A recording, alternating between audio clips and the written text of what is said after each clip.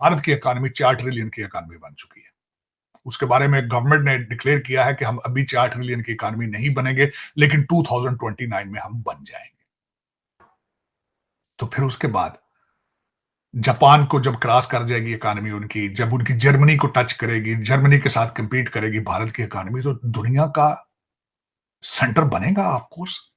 लाहौर से 100 किलोमीटर के फासले पे उन लोगों की इकॉनमी 4 ट्रिलियन की होगी, और आप 72 मिलियन के लिए तलवे चाट रहे हैं, तलवे चाट रहे हैं। भारत के अंदर 2+2 हो रहा था इंडिया और ऑस्ट्रेलिया का, उसमें एक चीज तो ये सामने भी आई है कि डॉक्टर जयशंकर ने ऑस्ट्रेलियन फॉरेन मिनिस्टर की मौजूदगी में ये कहा कि हमने कनाडा के हवाले से भी बात की है, तो लग तो ये रहा है कि किसी भी कैनेडियन मुल्क ने, कनाडा के सपोर्टर ने या पार्टनर ने इंडिया को जो स्नब नहीं किया और कुछ भी नहीं कहा, और बल्कि इंडिया का ही अपर हैंड है। सलमान फॉरेन मिनिस्टर्स का डेलीगेशन चीन जा रहा है, और तार साहब उसमें टर्की, इंडोनेशिया और नाइजीरिया भी हैं, लेकिन अरब ममालिक ने पाकिस्तान से नहीं पूछा कि आप भी, क्योंकि पाकिस्तान एक इम्पॉर्टेंट कंट्री हम तो समझते थे, लेकिन अरब ममालिक ने हमें बिल्कुल ही जो है इस हवाले से निगलेक्ट किया। और कैसे देखते हैं इंटरनेशनली हमारे आइसोलेशन के मंजरनामे हैं। ने ये गिला दिया है कि वो अरब मुल्कों ने आपसे नहीं पूछा। ये सारा कुछ जो हम डिस्कस कर रहे हैं, इसके बाद अरब मुल्कों को की पूछने की गुंजाइश बाकी है। आपकी केयर टेकर गवर्नमेंट है इस वक्त, एक बंदे का नाम घड़े में से निकला हुआ है, और वो उसको अपने पोजीशन को लेकर दुनिया का ग्लोबल सर्कल एक पूरा चक्कर लगा रहा है। इन सर्कमस्टांसेस में जब आईएमएफ का डेलीगेशन वहां बैठा हो और आपकी फाइनेंस मिनिस्टर कह रही हो कि अगर मौका मिला तो हम और मजीद लोन लेंगे आईएमएफ से, टीटीपी के घेरे हों, इकॉनमी खत्म हो, मोराल आप बैंकरप्ट हो चुके हो, किस मुंह से वो बुलाएंगे आपको? किस मुंह से बुलाएंगे? कहां बुलाएंगे? एक तो मैं खैर मुझे उसमें ये बताना, जो मैं उसको जो फॉरेन डेलीगेशन के हवाले से एक बात ये भी कहना चाहूंगा, चीमा साहब, ये माजी के अंदर जो इंटरनेशनल जो एक वर्ल्ड पावर की शिफ्ट अंदर आ रहा है, उसके अंदर ये इस तरह की मीटिंग्स पहले कैंप डेविड में हुआ करती थी। अब एक मैं जिस मुल्क में बैठा हूं, ये उनके लिए भी एक लम्हा फिक्रिया है कि अब वो मीटिंग्स जो है बीजिंग में हो रही है। पिछली सबसे बड़ी मीटिंग जो हुई थी वो एमबीएस की, सऊदी अरेबिया और ईरान की जो सुलह कराई थी, जो इस कॉन्ट्रैक्ट, वो भी बीजिंग में हुई थी। आज ये दूसरी मीटिंग बीजिंग में हो रही है, क्योंकि America is in a self destruction mode. America is nowhere. Tony Blinken ने मिडिल ईस्ट के अंदर हर मुल्क के 2-2 दौरे किए हैं, लेकिन किसी ने घास नहीं डाली उसको। फॉल ऑफ काबुल का ये, this is a side effect of the fall of Kabul. ये रिजल्ट है जो ओबामा का एक प्लान था, सेल्फ डिस्ट्रक्शन मोड। जब अपनी कौम को कहा जाए कि नफरत करो मुल्क के साथ, तुम्हारा मुल्क तुम्हें कुछ नहीं दे रहा है, तुम्हारा मुल्क एक रेसिस्ट है, तुम्हारा मुल्क ये है तुम्हारा, तो दिस इज व्हाट हैपेंस।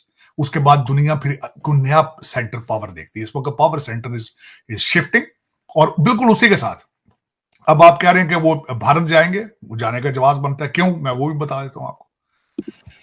अगले दिन एक खबर उसके बारे में अभी तक मुस्तरद नहीं हुई है, बल्कि उसके बारे में क्लैरिफिकेशंस आ चुकी हैं। भारत, और मैं आज सबसे बड़ी बात कहूं, आपको चलाने वाले सारे हार्वर्ड ग्रेजुएट हैं, सारे ऑक्सफोर्ड ग्रेजुएट हैं। मेरे वतन अजीज को लूटने वाले बड़ी अच्छी अच्छी अंग्रेजी सीख कर जाते हैं यहां से, बड़ी बड़ी अमेरिका से और इंग्लैंड से। दुख वाली बात यह है कि मेरे मुल्क को लूटने वाले सारे फॉरेन ग्रेजुएट हैं। दुख वाली बात है। मैं सबसे बड़ी बात यह है कि मैं तो यार कहता हूं, आज के दिन में भी अगर देखें तो इनको चाहिए कि सीखें भारत से कि भारत किस तरीके से थी। अब मैं उसके मेरे नए मोहतरम नए वजीर आजम साहब आ चुके हैं, जो अब अपनी मिनिस्ट्रियां बांट रहे हैं। कुछ उन्होंने मिनिस्ट्रियां बाप को दे दी हैं, कुछ एमक्यूएम को दे दी हैं, और कहा जाता है कि उनके पास कोई इकोनॉमिक प्लान मौजूद है, लेकिन वो उसको पता नहीं बाहर क्यों नहीं निकालते इकोनॉमिक प्लान को, कि हवा ना लग जाए। पता नहीं कौन सा सीक्रेट है।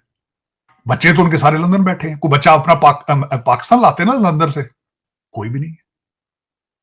तो उसमें मुझे कोई इसमें चेंज आती नजर नहीं आ रही। हाँ, एक मुझे इंटरव्यू के हवाले से चीमा साहब एक चीज का गिला जरूर दूंगा। आज भी आप कंफ्यूज हैं कि आदर यू आर पार्लियामेंट्री और you are presidential, what are you?